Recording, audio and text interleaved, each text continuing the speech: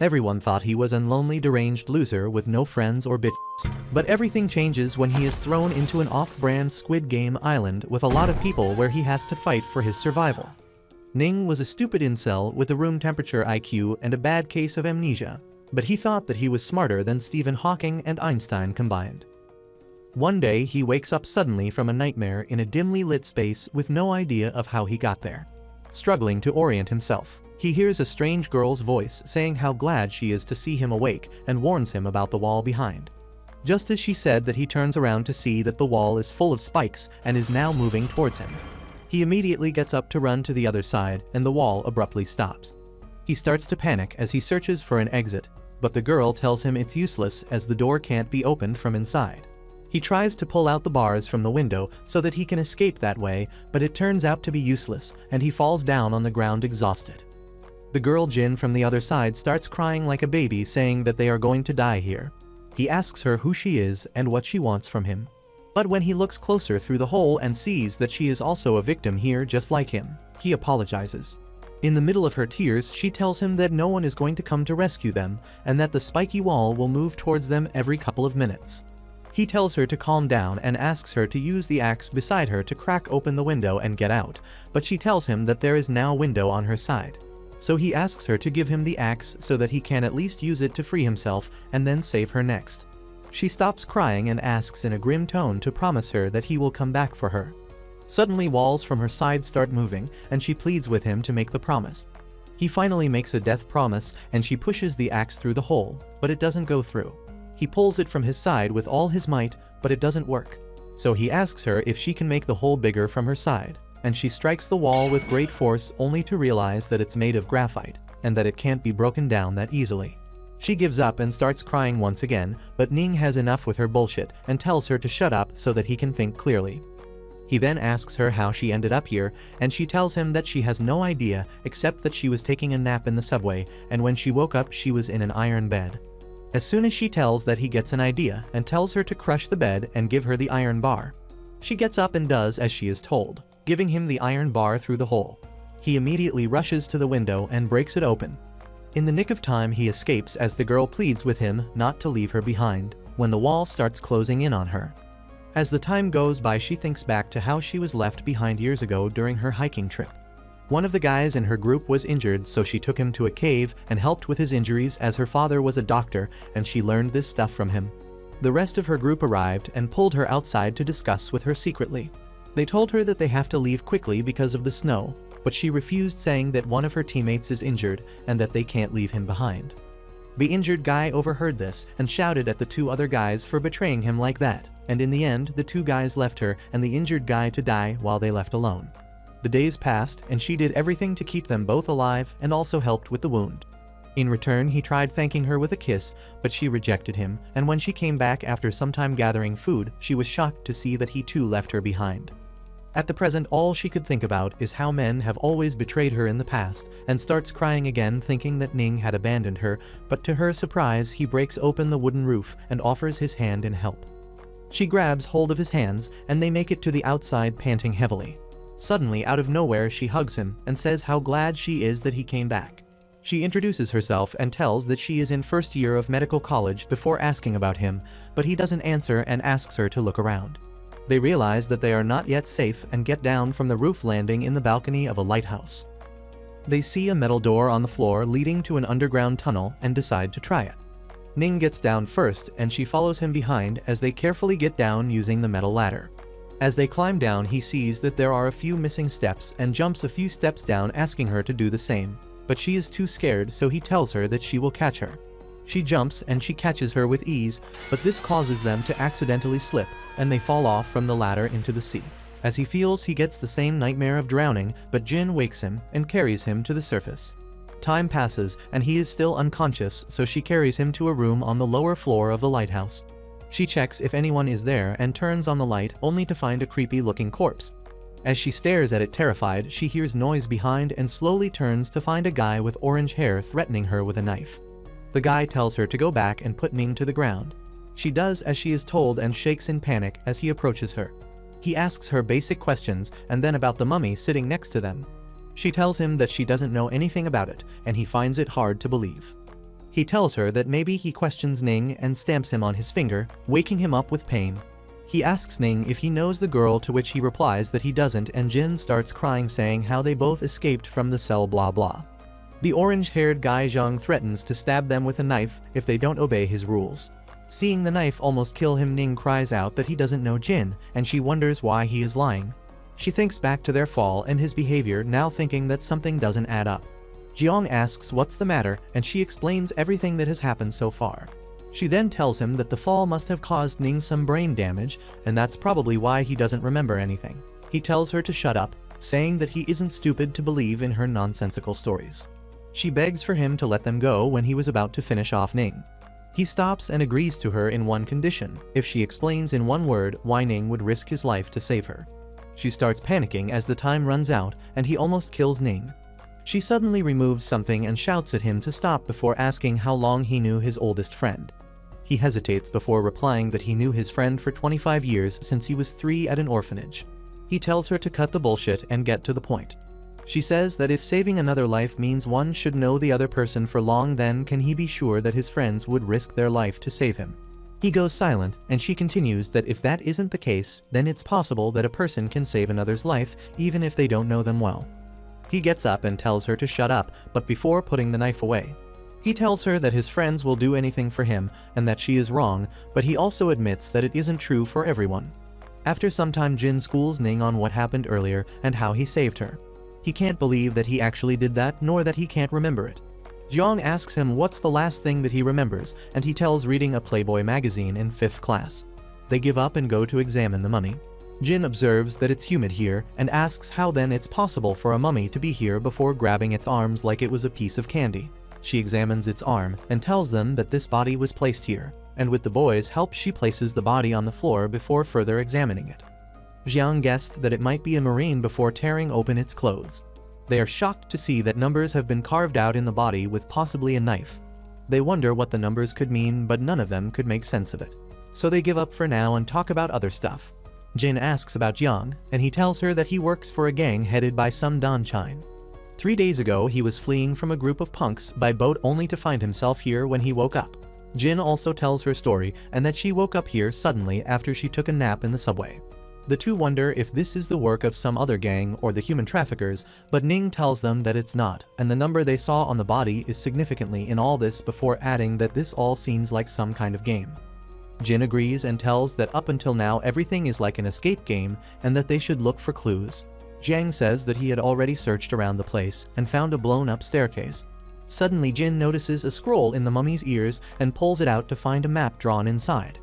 They see a place marked with X, and also the lighthouse along with few other places and symbols. Ning appears to be shocked and tells them that he has seen this map somewhere before but can't remember. Jiang shouts at him to think hard, but he holds his head saying that it hurts. Jin tells him to calm down and takes Ning to a safe corner and asks if he is okay.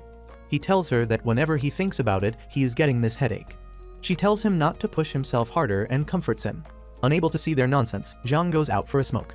The next he goes to see the two of them sleeping close and wakes them up by nearly kicking them. He tells them that they should leave from here and go to the place marked X in the map. Ning gets excited as if they are going on some treasure hunt, while Jin asks if it's a good idea in their condition, but Jiang tells them that he is giving them no choice and that they are nothing but his slaves now. Later they pack their stuff and go into the forest following the map. Suddenly Jiang asks them to stop and examines the ground to find a trap with someone's blood still in it. He tells them that if they find another set of tracks soon, then they should cover theirs. He then tells the two that as his slaves, it's their job to collect food and water secretly. The two immediately go in search of food like the slaves they are, and Ning comes back with some strange wild fruits while she collects mushrooms and herbs. Suddenly Jiang comes out of nowhere and kills a cute rabbit, quoting something about survival of the fittest crap. He then takes them to a cave he found out and proceeds to cook the meat. He eats it all by himself, leaving only the fruits for the Ning and Jin. When he is done, orders her to make his bed using the hay they collected. She gets up and goes to do her master's bidding while he asks Ning to have the leftover meat as he is a guy. He then gets up and proceeds to go inside the cave, warning Ning not to come inside and keep guard. As she makes the bed, he pins her to the ground and she cries in help. Ning hears this from outside and wonders what to do. He runs inside the cave and shouts at Jiang to stop. This makes him mad and he kicks Ning to the ground, but he gets up saying that they shouldn't do bad things to each other because they are a team.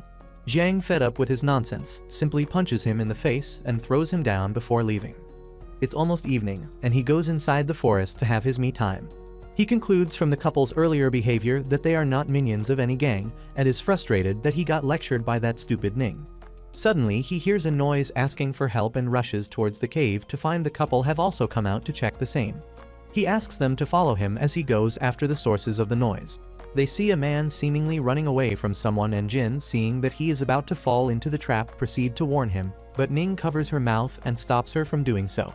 Jiang explains that they can't see the man's pursuer, and that something is fishy.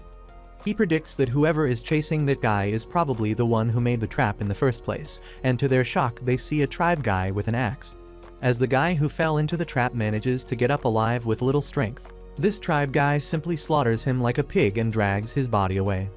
After the man leaves, Jiang tells them that they should head back to the cave and lay low for a while. Inside, Jin takes a rest while Ning asks him why that man could be, and if he is a savage. Jiang simply replies how the heck he will know and tells that this place is more dangerous than he thought. He then offers to guard the cave for night and warns Ning to keep his guard up. The next morning, the couple head out to get food, and Ning comes across a coconut tree. He climbs up and throws the coconut down for Jin to catch, but suddenly a rat comes near her. Seeing this, she cries out loud and Ning starts to panic that someone must have heard her. Jiang comes running thinking the savage is back, but when he learns the truth, he scolds them both for being stupid and useless. Suddenly, she runs away saying that she needs to pee, and Ning becomes concerned. After she is done with her business, she hears footsteps and gets scared. Before she knows, something approaches her and she lets out a loud cry, and the boys, hearing this, rush to help her. When they arrive, they see two tribe guys have captured her and pinned her to the ground. Ning desperately wants to help, but Jiang tells him that it is too risky now. As one of the tribe guys takes the axe to finish poor Jian, the boy decides now is the time to fight. Ning rushes to help, but someone shoots the guy with the axe on his head and kills. Seeing this, the other guy fled the scene, and Jin tightly hugged Ning after seeing him. Someone approaches them, and they look up to see a woman carrying a gun, probably the one who saved them. She introduces herself as Tracy, a member of the police, and tells them to hurry up as the savages might come back. She tells them that she has company down the cliff and asks if they want to join. Jin excitedly agrees, saying that more is merrier. Jiang stops her and asks if she's been to Hong Kong, to which she replies that she hasn't. He tells her that he too hasn't been to the US, but he is pretty sure he has seen her somewhere. She dismisses it casually, saying that it might be someone looking similar to her, but the group is now a little suspicious of her. She bends down to check the guy's wound and sees that he was shot in the back while she aimed for the head. She finds it strange because she is a champion shooter, and there is no way she could have missed, but before she could ponder further, more of the savages return, and the group run to avoid their arrows. Tracy hides under a pit and starts shooting while asking them to head to a creek in the woods. Jiang takes the useless couple where she mentioned. They settle down and fresh up by the poolside, wondering why it's taking Tracy so long to return. Jiang tells that she is either dead or has run away, before warning the two dumbasses that there are more people on this island and that they have to be very careful. He tells them to never speak of the map or the code they found on the mummy's body to anyone else. Jin tells that she is going to what Ning says, but the idiot talks some nonsense about fighting class and ranks as if they are in some video game, before agreeing to Jiang to work as a team, who then asks everyone to make a death vow to follow the same. In a dramatic fashion, the three vows to team up and fight for survival, never betraying each other no matter what. Just then, Tracy comes back and tells them that they have to leave this place as she doesn't have much bullets left. She then asks them to follow as they head to where the rest of her company is. When they reach the place, she introduces them to her friends, saying that they have been attacked by the savages, and she rescued them by killing a few of the savages. One of the guys calls her a badass, while the other tells her that she wasted bullets rescuing these strangers. Jiang gets mad at the guy who said that and threatens him. But Tracy intervenes and tells them to quit fighting. She tells him that if he and his team want to stay with them, then they obey her rules and not harm any of her teammates. Jiang smirks before agreeing to her rules before getting to know the others. Jin and Ning also introduce themselves, but everyone is surprised when he tells them that he is a 5th grader. Jin quickly corrects them that Ning had a head trauma and only remembers till he was in grade 5. Tracy then tells them what she discovered that day. She saw a massive architectural complex that looked sinister, and one of the guys tells that they should explore it immediately, but another guy disagrees, saying that it might be the savage's hideout. Another guy also agrees to this and says that they should steer clear of it till they come up with a solid plan. They call in for a vote, and it's a tie with Jiang messing up the vote by saying he will wave first and then votes against exploring that area.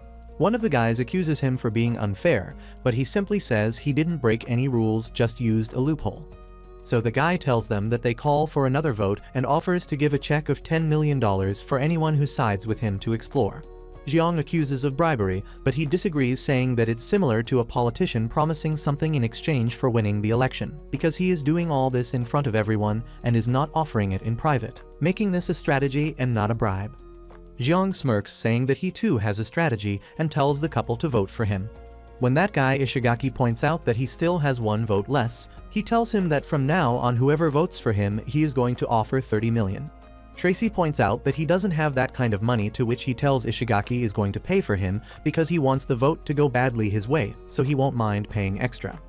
Soon they call in for a vote, and naturally Jiang wins it, with one of their guys turning to his side and demands that Ishigaki pay up if he wants them to go explore the huge architectural complex. The next day they all head to the site, and as they go through the forest Jiang tells that he wants to discuss something with Tracy in private. She tells that he can do it here itself, but he insists that they go alone, and when she still refuses he goes and whispers something in her ear. After that she tells him to stop and pulls him aside to discuss privately, while the rest wonder what's happening. Suddenly she slaps him on his cheeks and returns to the group, saying that he went too far. He simply laughs, saying that he was right and is going to repay her for this. The group asks her if she is okay, but she doesn't tell them anything and continues walking in frustration. The group silently follows her as she leads them to the complex, and they arrive at the site by evening. Everyone is amazed to see such a huge building and stand there gawking. Tracy asks Ishigaki if he can identify the architectural style, and he says that it is similar to the Mayan pyramids.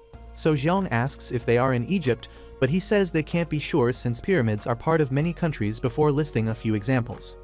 They go inside, climbing down a seemingly endless number of stairs. Tracy warns them to be careful and stay closer in case the savages return. After what seemed like hours they reach the central part of the complex. Jin tells Ning that she is feeling terrified because at first she thought they were all kidnapped or something, but now it looks like they are in some other continent with strange people. She wonders if all this is some kind of game of reality that they are forced to play. Ning simply says like a kid that maybe they are inside a video game, and she lets out a sigh, wondering what to do with this useless amnesia patient whose ick is now of a 5th grade kid. They discuss some more, and he 6Ls her to stay positive as this place is marked in the maps, which means they are going in the right direction. The two then laugh out loud, saying that they never have to work if they escape this place because now they have a check for 30 million with which they can survive with their whole life. Tracy calls Jiang and shows some burning marks. She feels it and says that it is still warm, meaning someone lit a fire there just some time ago. The others wonder if it's the savages, but Ning says it can't be as they don't know how to use batteries, meaning some other people also ate there, and Tracy tells, observing the surrounding, that they had also taken rest there. Ishigaki tells them that they should now go inside the pyramid to explore. One of the guys refuses, saying that it's safer here, and Jiang tells them that they should split into 2 groups. One will go inside to explore, and the other will stay out. Ishigaki agrees to one condition, that he splits the team. He will lead the exploration team with Tracy, keeping them safe, and Jin will accompany for her medical skills, while another guy for his physical strength. The rest all will stay out, and if anything happens to the team inside, then they will rescue them. After they go inside, the orange-hair guy asks Jiang why he didn't oppose and offers to team with him to take down Ishigaki so that they get all the power. Jiang smirks and simply refuses, saying he doesn't want to work with pests like him. When that guy continues his nonsense, he pulls out the knife and threatens him, demanding his check. The guy tells him that this is a crime, but Jiang tells him that he has no evidence, and true to him, the only possible witness is busy taking a piss. Meanwhile, the other team goes inside and explores the inscriptions on the wall. Ishigaki tells that they need an archaeologist to decode this and move on. As they continue exploring, Jin thinks back to what she told Ning. She had poisoned Jiang with her hair clip when he tried to take advantage of her in the cave, and if she didn't secretly give the antidote, then he would die in 7 days. She had warned Ning that the antidote is going to cause Jiang severe pain during healing, and wonders 8F the time for that is nearing. Just like she predicted, his stomach starts hurting and asks Ning to guard the area while he goes to relieve himself. Just then, a bug group of the savages arrive, and they start running in panic. Jiang, unable to tolerate the pain, clutches his stomach and falls to the ground. Ning suddenly remembers what Jin said earlier and runs to him as the savages aim for Jiang, who struggles to stay conscious. He reaches just in time and carries him over his shoulder to safety.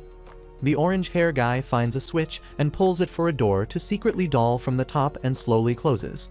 Ning hurries with Jiang as it closes and narrowly manages to get inside without their heads being crushed to pulp. They gasp in horror as they realize that now they can't get out, and hearing the noise, the other team comes back to check.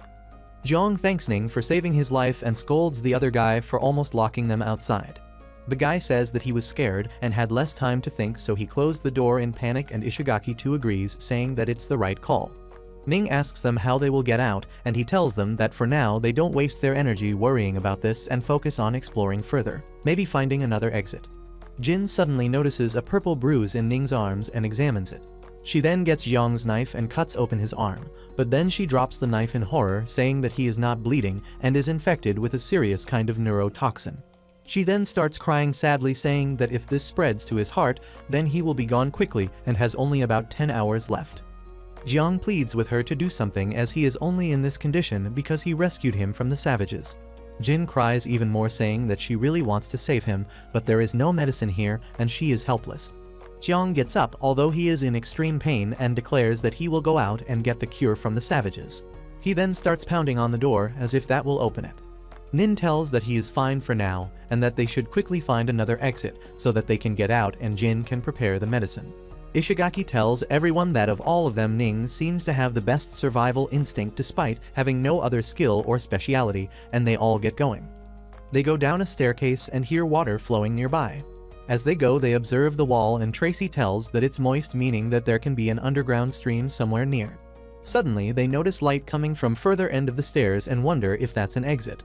But when they reach there, they are shocked to see that it's a hallway submerged in water and only a few pillars floating. Ning clutches his head, saying that it's hurting again and that he has seen this place before. Just then they hear someone cry for help and wonder if anyone else besides them is inside. Jiang points out that the noise is coming from the water and goes to check. They see 4 people in the water and one of them seems to be unconscious.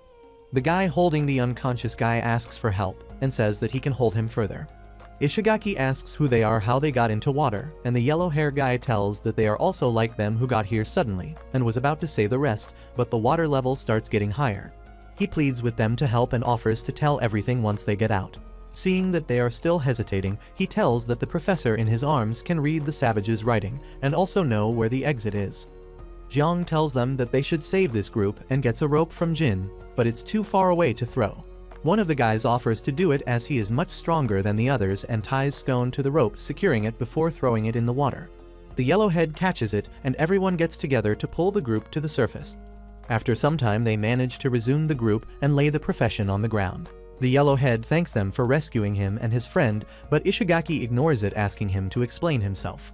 The yellowhead tells that he is Andrei, a Russian mercenary who is now a member of the Israeli military organization. The ugly fat ass introduces himself as Ding, an artisan, and Ning gets excited like a kid, saying that he loves art. The brown hair girl introduces herself as Cherry, a housewife from New Zealand. Andrei then points to the man lying on the floor and reveals that he is an expert in ancient civilization and can read the inscriptions on the wall. Tracy checks on him and reports that his breathing is normal, just that he is unconscious and will be fine after some rest. Jiang tells that they don't have time for that and asks her to wake him up. The professor gets up coughing and tells that the exit is somewhere only because according to the inscriptions, once they reach the highest point the door should appear itself. They wonder if it's in the ceiling, but Ishigaki says that there are so many pillars here, and if they find the highest one, then they might find the door. Jin asks how they reach there since it's a long way from the surface and they can't swim till there. Andrei tells them that they don't have to and explains that there are 4 inlets in this room that open and close at certain times. When it opens, the water level rises and each pillar there has a platform, meaning they have to swim to one platform and then wait for another water level change before swimming to another. The professor says that although they have figured this out, they still don't know which pillar to pick during the water change. They discuss if they simply swim to the highest pillar when the water level rises, but Andrei tells them that the water comes at a tremendous force and they won't be able to make it. The professor agrees and reveals that they already tried that and failed miserably, with him getting struck in the head by water force and would have drowned if not for Andrei. As they speak, the inlets open and more water comes out, submerging most of the pillars. Andre tells them that they have a 10-minute gap between each water pour and tells them that they have to figure which pillar to pick before the next pour. Ning says that it is very simple and that they should just go in a straight line, explaining that there are many pillars there and that they should start with the 2 pillars in a direct line in front of them. The professor stares at him in shock, like as if he is a mad genius, and tells the others that he is absolutely right. They plan it out that in the next 5 minutes the water will rise to the first pillar and they will swim there, and the subsequent pillars will all be 10 meters taller than the rest, so they have to wait for 2 pours to get to the next pillar, and so on. Which means in 1 hour they should reach the top pillar. They divide into groups, with the strongest climbing the pillars first and pulling the weak one up using the rope one by one. The orange head argues that the last one being pulled up will be more in danger and suggests that they draw lots to decide the turn, but Jin disagrees, saying that if the weakest one like Ning is in the last, then he won't make it. To this he simply says that he doesn't care if Ning dies, and Zhang gets mad and kicks him, drawing out his knife. Andre and Tracy both pull him back and point their weapons at him. Ishigaki warns him not to harm any of the teammates and says that they don't have any option but to draw lots to determine the order of who is being pulled. Unfortunately, Cherry gets the number 8, meaning she will be the last to go, and Tracy goes to comfort her, but Ishigaki trades in for her offering to go last while she goes first. She thanks him and the group starts executing the plan. When the water reaches to their surface level, they start swimming, with Andre climbing the next pillar first. He then throws the rope down and Ishigaki helps Cherry to hold it. Andre then pulls her to the top while Jiang and the other guy climb on their own. Next they pull Tracy up and continue with others.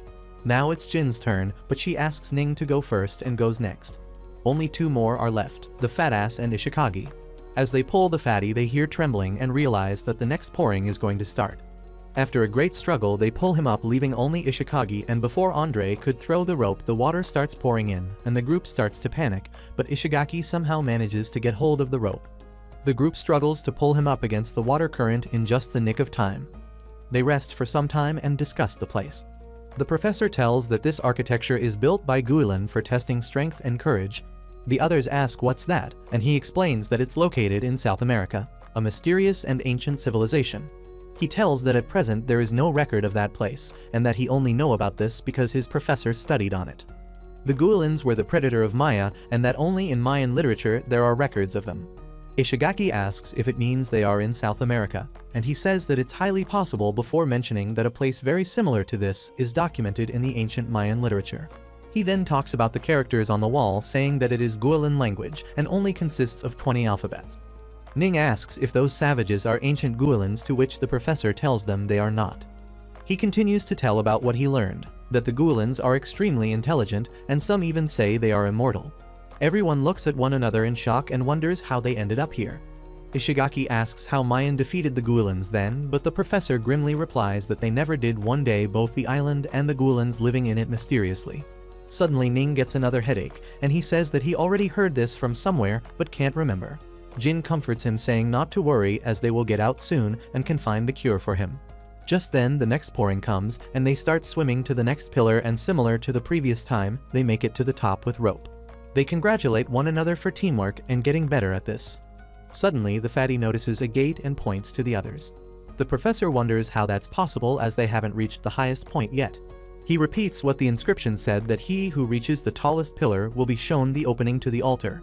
He says that this must be the real exit, and Ning adds that if they get there they only have 5 meters to climb, or they have to wait for the next pouring to swim there. Andre quotes some Russian saying and says that it is best they stick with the original plan. Ishigaki too agrees, saying that it's possible, even if it's the real exit, it might not open until they reach the highest point. Ning however points out that by the time they reach the highest platform another pouring will come that will submerge the current one, including the door.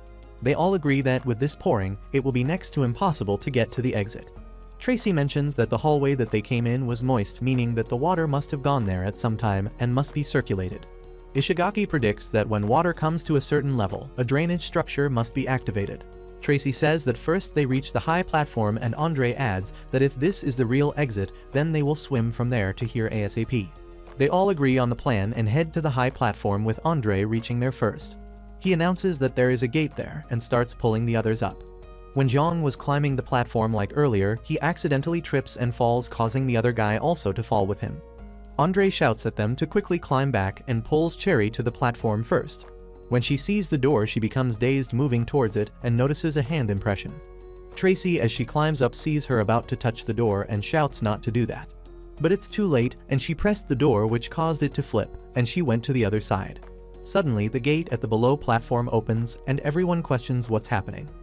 They all get to the top and discuss the issue and wonder what happened to Cherry, as the door at the below platform was fully flooded. They plan on finding the door and rescuing her, but the professor says that it won't be possible, as the inscriptions here mentions that only when one of the warriors sacrifices himself, the gate to the altar will open. Shocked at this, they wonder what to do next, and Ishigaki tells them that the door below must be the real exit, as it opened the second Cherry went through this door. They question the professor how they will get there, as it is fully submerged, and he tells them that after pressing the button the water won't rise anymore, meaning till next pouring the drainage system would be activated and the water level will get low. The other guy gives an idea that since he is the fastest swimmer, he will get there first and secure the rope in a safe place, and they all can hold on to it to swim there. They all agree, having no other choice, and go with the plan. As the drainage system activates, it creates a vortex, and they hold on to the rope tightly to keep balance. Fatty struggles to hold on to the rope and almost gives up, slowly slipping into unconsciousness. As he blacks out, he thinks about how badly he was bullied as a kid for stuttering. That time Master came and gave him hope, saying that he too has a stutter, but not anymore. It was because he worked hard constantly to overcome it, and advised him also to do the same. This memory makes him not give up and doesn't let go of the rope, holding it for his dear life. Finally, they get to the platform and rush through the door. It leads them to a dimly lit hallway and sees something strange. The professor examines it and says that it's snake skin, and judging from the skin, it must be 100 years old. Ishigaki looks around and sees human skeletons laying around, remarking that this place is extremely dangerous. Suddenly Ning starts babbling nonsense, and Jin tells that he is having a high fever, so they need to find him the cure soon. Andre goes to help her carry him when suddenly Tracy asks the group to look ahead, and they find the altar, but nothing indicates that they ate any closer to the exit. Jiang rushes to find any clues for the exit despite others' protests. The others also follow him and reach the top of the altar, where they find a gate. The professor warns everyone to be careful, as there might be traps, and goes to observe the inscriptions on the wall. Jiang asks what it means, and he reads it, saying that humans once betrayed gods, so gods cursed them, and from then on humans had to provide sacrifice to the Python god. After reading, he asks someone to lie on the altar, and Tracy goes to do that. As she lays on it, the gate starts opening, and Jiang is about to go through it, but the professor stops him, saying that the altar is a place where humans show gratitude to the gods, and the ritual requires sacrifice. To demonstrate, he asks Tracy to get up, and when she does, the gate immediately closes back. He tells that for others to survive, one of them should sacrifice themselves and be left behind. The other guy asks if they can place a rock on the altar for the gate to open, and they all agree to try. Everyone goes in search of a big rock, and Fatty calls everyone, saying that he found some rocks. The other guy goes to lift a big rock, but as he picks it up, it crumbles under his hands, and he falls back because of the impact. The professor addresses the group that the rock here has been for too long and has weathered, so they have no way of moving it. Jiang goes to the table and knocks it with his knife, saying that it's solid, but he can't move it by himself. Ishigaki tells them that they have no choice now but to leave someone behind. The yellowhead tells that it's obvious that Ning should be left behind, as he is sick, and Jin disagrees with him. But he keeps on insisting, saying that Ning is anyhow useless, as they can't be sure if they will get the cure or not, and they don't know what lies outside. However, Ishigaki too agrees, leaving everyone shocked. They decide to call in for a vote, and the result is Ning will be left behind, but Jiang pulls out a knife, saying that anyone who decides to harm Ning will have to get through him first. The yellowhead asks Andre to put Ning down, but he refuses, saying that as a soldier he will never abandon his comrades. Jiang then approaches the yellowhead and beats the shit out of him, saying that he should be the one to be left behind. The others don't complain, and in the end they leave him behind to escape through the door. They run through a dimly lit passage, wondering if they are going in the right way. As they run, the professor thinks how Jiang has a good grasp of psychology, and how everyone thinks knowing too well that no one liked the yellowhead and used it to his advantage. He also seemed to have known that Tracy wouldn't interfere unless she wanted to kill him. Just then they find the exit door and push it open to finally make it outside. Everyone rejoices and thanks one another. Whole Jin looks around to find herbs for making the cure. She says that usually the cure lies next to the venom, and hence might be somewhere close to the snake's nest. They lay Ning on the ground while she examines him, saying that he is becoming stable and needs to rest a little longer. Jiang takes Andre's help to carry rocks so that they can go back and rescue the yellow head, while others split to do various tasks. Fatty and the other guy will find food. Tracy will guard the area while Ishigaki and the professor will make weapons using tree branches. Meanwhile, the yellow head wakes up on the altar and notices that everyone is gone. As soon as he gets up, the exit closes and he starts crying in panic, banging on the door as if that would save him. Suddenly, he hears a noise from behind and sees something huge come up from behind and cries for help. Outside, Ning finally wakes up and slowly opens his eyes and tells them that his head hurts, so Ishigaki tells him to take more rest. As Andre and Jiang continue with their task, they hear Yellowhead's cry for help and wonder if something terrible has happened inside. Meanwhile, Jin tells how glad she is that the medicine worked when Ning gets up and sits. Suddenly, they see Fatty rushing to them, and behind there is a large, deadly python chasing after. They all rush to safety while Tracy comes swinging like Tarzan and shoots the snake, saving the Fatty. She asks what happened to the other, and Fatty tells that he fell off a cliff while running. The snake continues to chase after them, but luckily Zhang comes on time and kicks it away. The snake gets up furious and attacks him, but dodges it and strikes its head with his knife. The snake shakes him off and he falls from the cliff. Ning starts crying and is about to run to him, but Ishigaki stops him, saying that there is a lake below, so he will survive. Just then, the snake retreats back, and they wonder if it's because it's heavily injured. Down the cliff, Zhang survives the fall and rushes the other guy from the lake. He pumps his chest and the other guy wakes up coughing water. As he thanks Jiang, he notices something on his arm and points it out. He was about to rip the giant leech from his arm, but the other guy tells that he can't do that and needs fire. So he takes out his lighter and burns it, saying that he got really spooked. This time, however, another leech gets to the other guy's shoulder and he removes his shirt. Jiang is shocked to see that there are so many leeches all over his body and kills them off one by one. They decide to now find the other before they find themselves under more leeches. Suddenly, purplish bubbles start flying around them, and the other guy tells him to keep his hands off, but Jiang does the exact opposite and starts poking the bubbles. This releases a sweet fragrance, and the two suddenly collapse in the ground. Meanwhile, the rest of the group go through the forest and also find the purplish bubbles. Jin warns the others not to touch it and that it's air mass coagulated from the miasma in the valley. Just then, Ning notices Jiang and the other guy on the ground and rushes towards them. Fatty notices blood marks on the other guy's back, but Jin says that's just leeches, nothing to worry for now. After some time, the two get up and Ning warmly greets Jiang. The group gathers around and discusses recent events. The Yellowhead most certainly faced death, and now they wonder what to do. Ishigaki suggests that they find food as they haven't eaten anything the whole day. Suddenly, an arrow shoots near them and they find themselves surrounded by the savages once again. They take a defensive stance as the savages approach them, and the professor translates what they are saying. It seems that the savage's leader is asking them to stay put for now, and the professor decides that this is the time to negotiate. The leader asks the professor how he could speak their language, while the group wonders how the leader of the savages can speak their language. The leader asks what's their connection to the one-eyed man who can also speak in Guilin, and the professor is shocked that there is someone else who knows this language besides him. The leader threatens him to speak or be eaten, and the professor tells that he is not sure who the leader is talking about. The professor says that he learned language from his professor who died many years ago, but when he lived he was a one-eyed man. As the group walks, they discuss the professor's mentor who got a double degree in archaeology and medicine. Ming tells Jiang that his arm is becoming, and they discuss whether the savages are taking them to their shelter. Jiang says that he checked the map and that the villagers' place is located on the same way they are going. He then whispers to Ning that when the time is right, they will flee together. Fatty asks the professor how it's possible for the mentor to have come here when he died a long time ago. The professor tells them that it is impossible since he didn't leave France for a long time before he died, and he knew this because he was there by side almost every day. Tracy tells him not to worry too much and focus on the task at hand. When they reach the savage's place, they see lots of those people going about their life.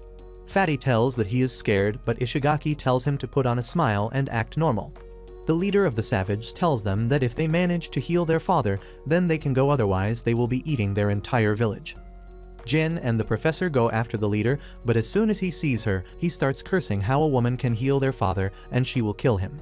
The professor tells her that Guilin had a strong perception on males' superiority over women who are forbidden to do anything other than playing the housewife. The professor tries explaining to the leader that only Jin can cure his elder son, but he doesn't believe him and threatens them.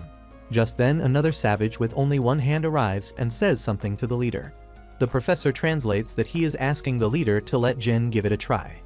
So they finally go inside and see many savages resting. Rai tells the professor that the old guy spiked their language better than the leader. The professor tells her to shut up and be quiet as they come close to the chief. After examining him for quite some time, Jin finally diagnoses that the chief has malaria and tells the group that people with malaria will suffer from various complications such as amnesia. Ishigaki asks what the treatment is, and she tells the treatment is simple. They have to keep him hydrated, give quinine orally, which they can extract from the cinchona tree. Its bark is the major raw material of quinine extraction. Ishigaki says that this tree usually grows in dark and humid rainforest areas. Since they are in South America, it should be in the rainforest close to them. The professor tells them that the chief has agreed to send 3 of them to the forest to search for the herbs, while the rest stay here as hostages, and if they don't come back with any medicine before tomorrow sunrise, the rest will be killed. They discuss and come to a conclusion that Jin should definitely be part of the 3 since only she can identify. Next, Tracy will accompany her to keep her safe, and the third will be Andre, who asks Jiang for his knife. Ning tells him to give the knife since they won't be needing it, and he agrees, giving the knife to Andre. Later, Ning asks Jiang will the 3 be okay, but he simply tells that he doesn't know before praying to God. The professor looks at more inscriptions and says that these savages worship Gula Naga as their god, and every time there was a large outbreak of malaria they were helpless and in fear of death. They called it the curse of gods, and when this happened they brought the infected to the altar as offerings to Gulen, but 10 years ago a group of soldiers killed and trapped these people. They all vanished into some volcano until one day the one-eyed guy who they think is the professor's master walked out of the mountain alive. He had known the Gulen and also cured them. That's why when the savage saw one of them speaking the language, they kept them alive so that they could cure the chief. It was said that one-eyed man stayed here itself the rest of his life and became part of their community. That's how few of the savages knew their language, and one day the one-eyed man disappeared when mysterious ships came to this land. Meanwhile, Jin and the others are looking for the tree in the midst of rain. Andre asks how it looks, and Jin describes that it should just be 5 to 15 meters in height and looks special. Like from far they can see a mix of green and red. Suddenly Jin shouts that she found one, and they go after it. Meanwhile, the professor tells that it's possible his mentor isn't dead, and Ishigaki asks how this is possible as he has been to his funeral. The professor says that archaeology work needs a lot of money and support from the nation, and the Gulen wasn't that famous. Hence the research was disrupted until one day his mentor reopened the project, and when he asked him who funded the project, his mentor said it's some private organization with whom he has an agreement on, and kept the rest of the details secret. Part of the agreement was blood donation after death. That's why the body wasn't burned or buried and instead was taken away by the organization. But now he suspects that his mentor is alive and could have faked his death with his knowledge of medicine. He recalls that 2 years before the mentor's death, he had gone to visit him and found his dog laying on the ground dead, and when he told him that, he didn't seem much concerned. Instead, he injected something to the dog and said that modern medicine can control life and death, as the dog acts back looking perfectly fine. He had told him that he was experimenting on a drug that could fake death, and when asked why, he had simply said for fun. Hearing all this, Ning gets an idea and says that the answer to his mentor's death is the key to their current dilemma as to why they were all brought here. He asks who was that mysterious organization that sponsored the fake death drug, and who are the civilized people that came here before them, and what did they do in the volcano. First, they need to cure the chief so that they could leave the place and go to the volcano, because only there they might find all these answers. Meanwhile, Jin and the others collect the bark of the tree to prepare the medicine when suddenly Tracy points a gun next to Andre and shoots.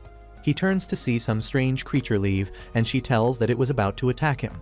Jin shouts at them to look where she is pointing, and they see more of those monkey-like creatures around them with red eyes. Back at the cave, the savages come and take the others, although it's not yet sunrise, and Fatty pleads with them, saying that Jin and the others will be back with the medicine soon. When the savages bring them to their execution place, Fatty cries in fear and his pants. The professor tells the other to be brave because these savages worship bravery and will kill off the cowards. True to his word, one of the savages drags Fatty away to be executed.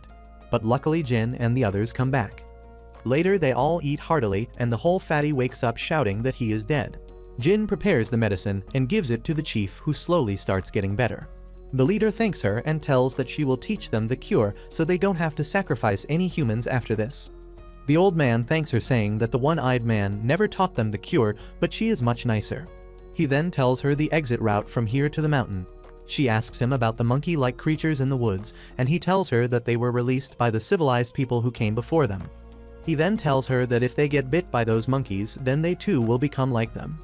Later she tells all this to the rest of the group, and the professor tells that this is beyond any science that he has seen or heard. Ning suggests that these monkeys might be the result of the experiments created by the private organization for creating immortality. The professor feels shocked and betrayed by his mentor's skills. Ishigaki comforts him. Everyone decides to check the mountain so that they can find an answer soon. The next day, Jiang goes fishing with the savages and manages to capture a tiny fish, while Jin teaches the old man how to cure cold and cough. Jiang, seeing the old man smoking, asks him for the pipe, but the old man tells that it might be too strong for him. True to his words, he passes out with just one sniff, dreaming about beautiful girls. The old man laughs and tells that he will wake up at night.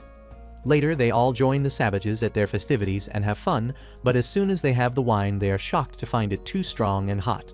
Jin gets drunk with one sip and the leader laughs, asking all of them to have fun.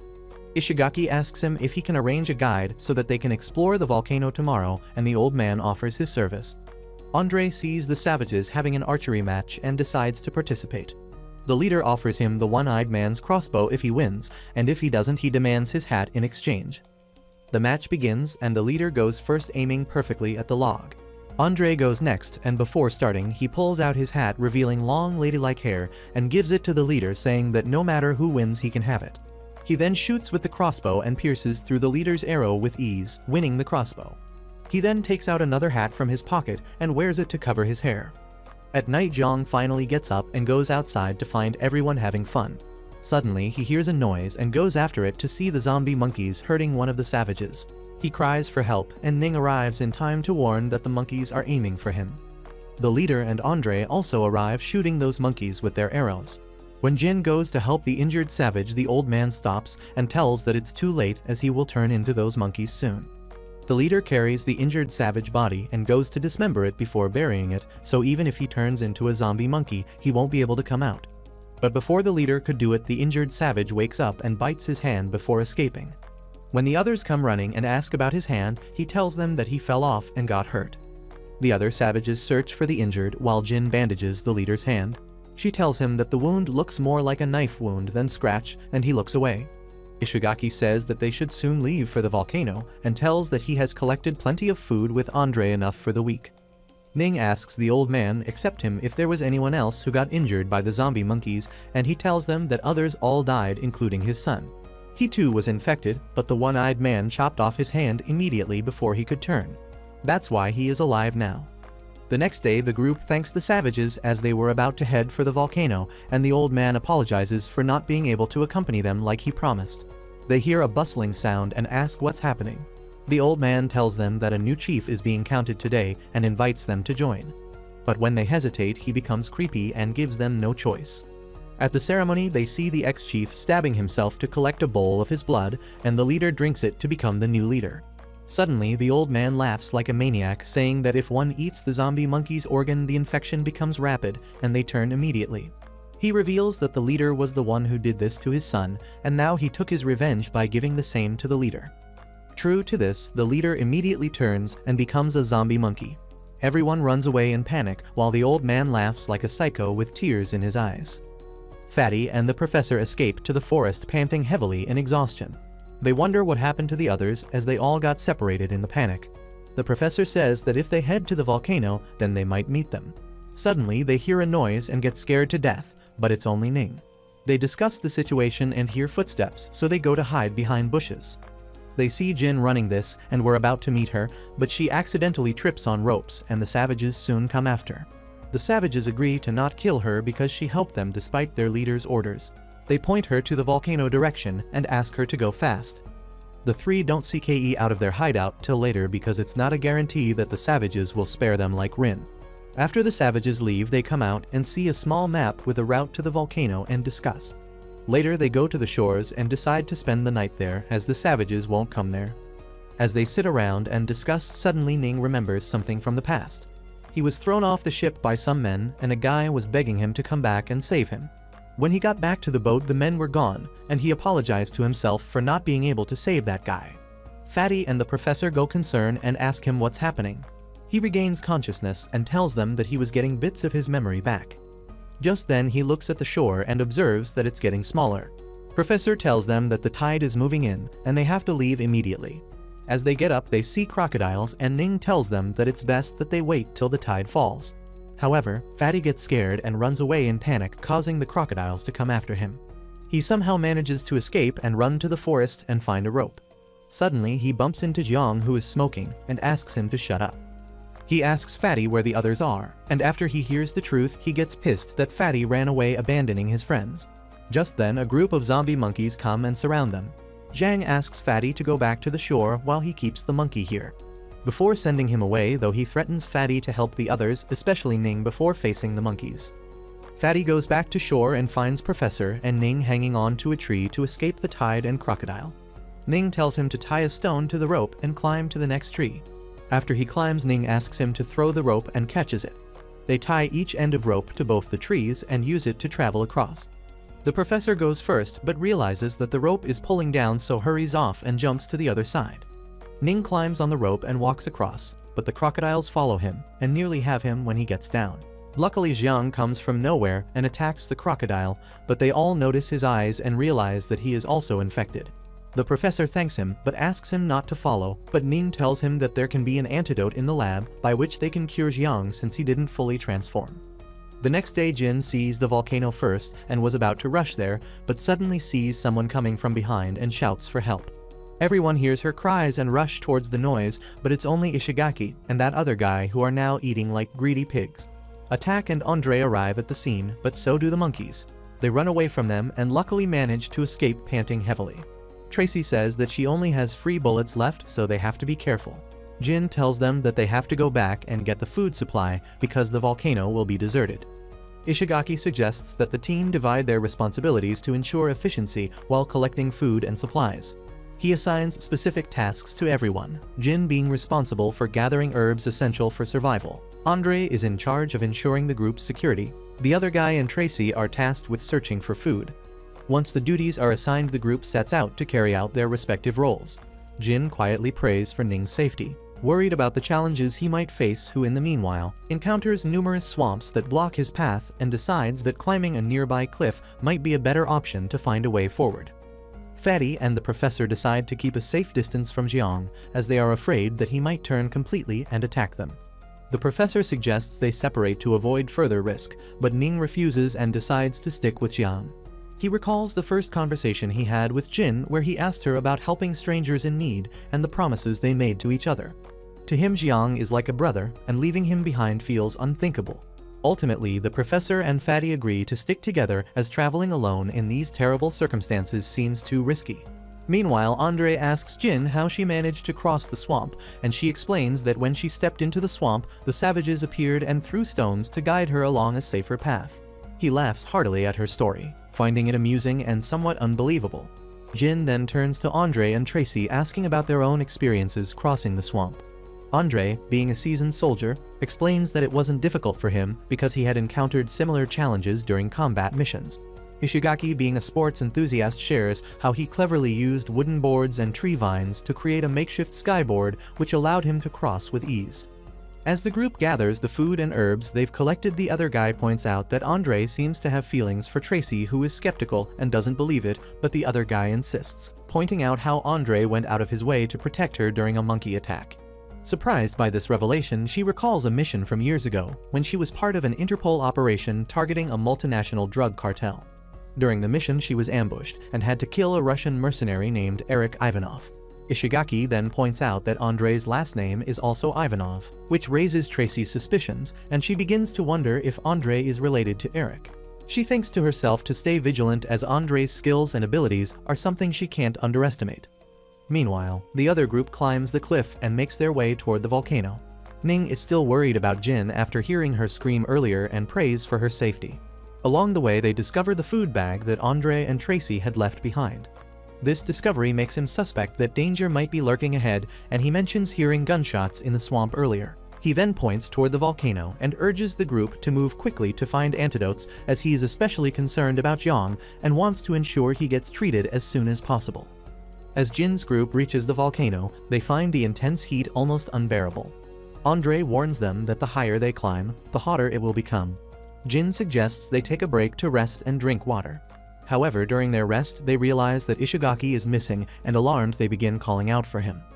Andre decides to search for him alone, but shortly afterward they hear the other guy's voice calling out only for him to disappear as well. Tracy grows suspicious of Andre, leading to a heated argument between the two. Their argument, however, is interrupted when they hear Jin scream, and they rush to help her, finding her trapped in quicksand. They manage to pull her out, and not far from the scene they find Ishigaki unconscious as well. The other group also arrives near the volcano, and Jiang starts to feel dizzy and disoriented, struggling to keep up with the group. Ning encourages him to stay strong and suggests taking a shower in the hot water nearby to help him recover. The professor notices the area's abundant geothermal resources, which surprises him. However, while showering, the professor starts shivering uncontrollably despite the heat, and his condition quickly worsens. Ning suspects that he might have acute malaria and remembers that Jin has the herbs necessary for treatment and resolves to find her group as quickly as possible. Meanwhile, Jin tends to the unconscious Ishigaki, and the group is running low on food supplies because he accidentally dropped their food box into the water. Andre and Tracy decide to search for food, but the other insists on joining them, saying that Ishigaki's earlier advice not to leave Tracy alone with Andre. Tracy reassures him that there's no need to worry and leaves with Andre. Elsewhere, Ning and Fatty spot an apple floating in the water, which makes him believe Jin's group might be struggling with food shortages.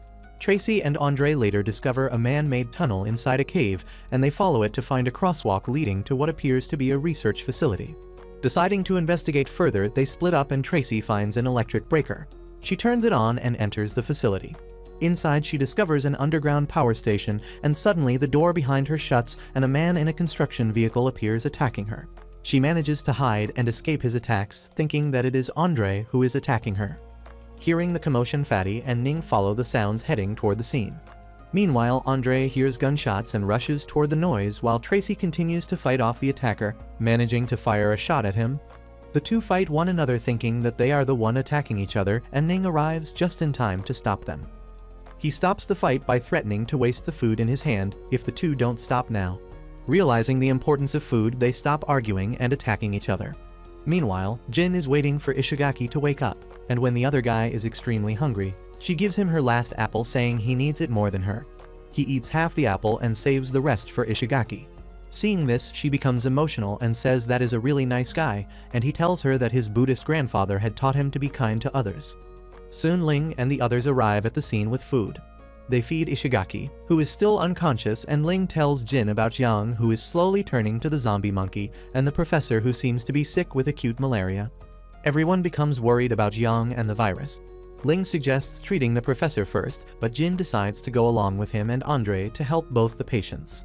The three head to the cave where the patients were left, but find them missing, and Andre suggests splitting up to search. After a while, they find a knife left behind by Zhang, and Ling suspects the patients have been taken to a research facility and decides to regroup and head there together.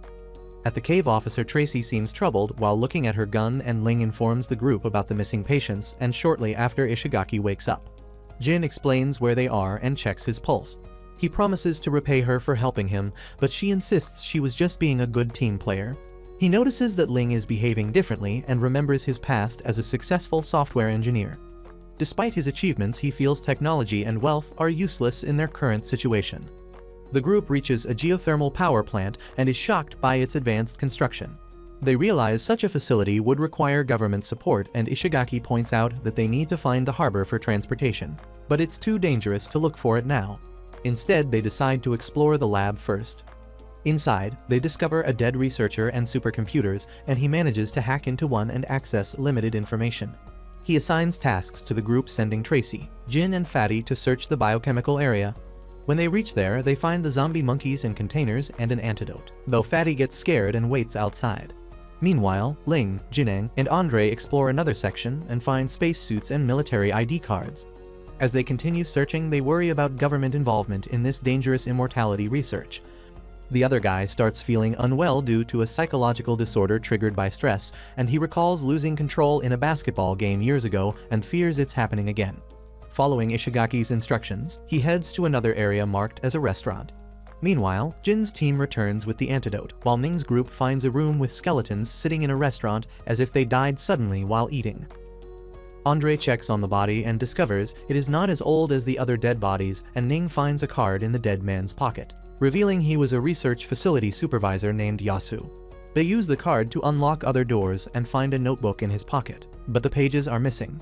Suddenly, they hear someone outside and Andre goes to check while Ning examines the book and finds something written on the last page. Meanwhile, Jin is disappointed by the experiments conducted on humans while a figure is watching them from behind a pillar. Tracy tells Jin that in this world, only the powerful matter and the poor are exploited. The figure behind the pillar throws a grenade at the team. Tracy and the others lie down to avoid the blast. Tracy hides Jin and Fatty under the stairs and warns them about someone who wants to kill them. She suspects Andre is behind the attack, but the others disagree. She shows them a door and explains how they can escape while she covers them. Fatty, who has the access card, decides to make the first run despite the danger. He gathers his courage and starts running, but an arrow hits him in the neck. He continues to the door and opens it for the others to pass through. As the ladies escape, another grenade is thrown at him, killing him in an explosion. Jin cries for him, but Tracy pulls her away to keep moving. They hide in another room, but the mysterious man continues to follow them. The two hide in a washroom when toxic gas starts leaking, and they try to open the door, but it is locked from the outside. Unable to bear the gas, they fall unconscious, and the mysterious figure arrives, taking them. Meanwhile, Fatty and the other guy reach the control room and ask Ishigaki about the situation. He reveals that it was Andre behind the attacks and is taking the unconscious women with him in a trolley. Ishigaki believes Andre is working without getting captured, and on the monitor, they see that he is in control. Ning decides they should first find Andre's location before attacking. He gives the notebook with some numbers to Ishigaki, who believes they may be a password to a supercomputer. He enters the numbers, unlocking areas that were previously inaccessible. Suddenly, a scanner rises from the ground, requiring a hand scan for second-level authentication. The supervisor's handprint is needed to grant access, and if they don't scan it, the system will self-destruct. The other guy panics, but Ning gives him a plan. He orders him to run to the cafeteria and bring the supervisor's body, as a normal person would take 10 minutes to cover the distance, but he, being an athlete, can make it in time. The other guy faces numerous challenges during the run, but after some encouragement from Ning and Ishigaki, he pushes on. At the cafeteria, he struggles but eventually carries the supervisor's body and runs toward the control room. There he sees Andre standing in his path, but does not stop and makes it just in time, placing the hand on the scanner.